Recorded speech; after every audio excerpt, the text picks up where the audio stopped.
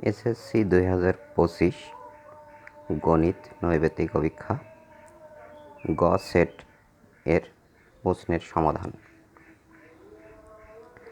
স্বাভাবিক লগারিদমের ভিত্তি কত ধরা হয়? 10। 3x - y = 7 সমীকরণের লেখের উপরস্থ বিন্দু কোনটি? 2 - 1। 3 নম্বরে নিচের সারণীর ভিত্তিতে 3 ও 4 নং প্রশ্নের উত্তর দাও। প্রচুরক কত? 55। মধ্যক শ্রেণী কোনটি? 50 থেকে 59।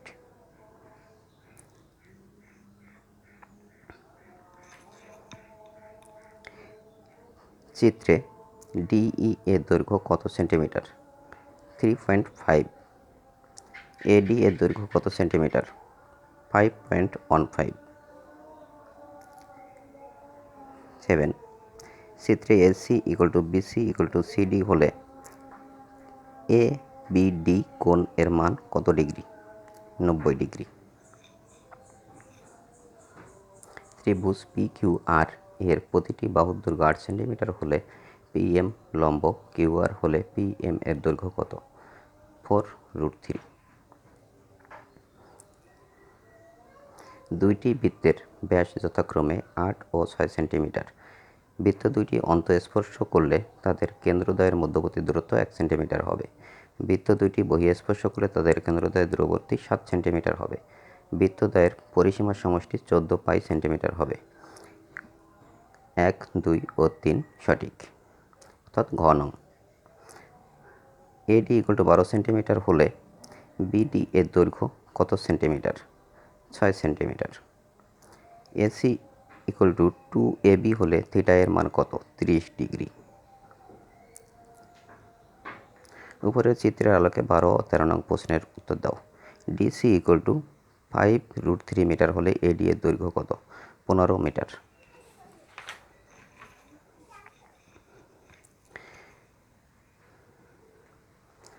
এবি = 24 মিটার হলে নিচের কোনটি সঠিক? ঘ সঠিক। কোন সেটের শক্তি সেটের উপাদান সংখ্যা 128 হলে ওই সেটের উপাদান সংখ্যা কত? 7। 2x - 1 = 1 - 2x / x এর সমাধান সেট কোনটি? -1 1/2। 16। প্রথম n সংখ্যক স্বাভাবিক জোড় সংখ্যার সমষ্টি কত? n² + n। পয়েন্ট 24 পৌনঃপুনিক এর সাধারণ ভগ্নাংশ নিচের কোনটি? 11/45। 18। A set = x belongs to n such that x² < 25, অর্থাৎ 18 নং প্রশ্নের উত্তর। খ 19 ধারাটির 100তম পদ -2, অর্থাৎ ঘ নং। 20 ধারাটি সমান্তরালমুক্ত হলে কোনটি সঠিক? 2 ও 3। একটি বর্গের পরিসীমা a/3 হলে এর ক্ষেত্রফল নিচের কোনটি? a² / 144 বর্গ একক। জেড এর ঘূর্ণন প্রতিসমতার মাত্রা কত? 1। একটি আয়তাকার ক্ষেত্র দৈর্ঘ্য 20% বৃদ্ধি এবং প্রস্থ 10% হ্রাস পেলে আয়তাকার ক্ষেত্রের ক্ষেত্রফল শতকরা কত হ্রাস বা বৃদ্ধি পাবে? 8% বৃদ্ধি পাবে। sin² - cos² - sin² = 2 হলে cos4θ - sin4θ কত? 2। 25 নং চিত্রে সিবিই কোণ = কত ডিগ্রি? 64 ডিগ্রি। x √3x এর x ভিত্তিক লব কত? 3/2। নিচের তথ্যের আলোকে 27 ও 28 নং প্রশ্নের উত্তর দাও। এবি বাহুর দৈর্ঘ্য 8 একক।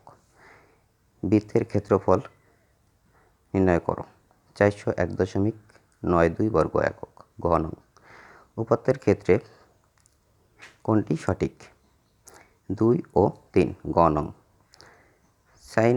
3 sin² - 4 cos² θ = 0 হলে tan θ = কত? 2/√3। এ ছিল আজকের প্রশ্নের সমাধান। শিক্ষার্থী বন্ধুরা, তোমরা মিলিয়ে নিতে পারো। আর যদি ভালো লাগে তাহলে চ্যানেলটি সাবস্ক্রাইব করে রাখুন।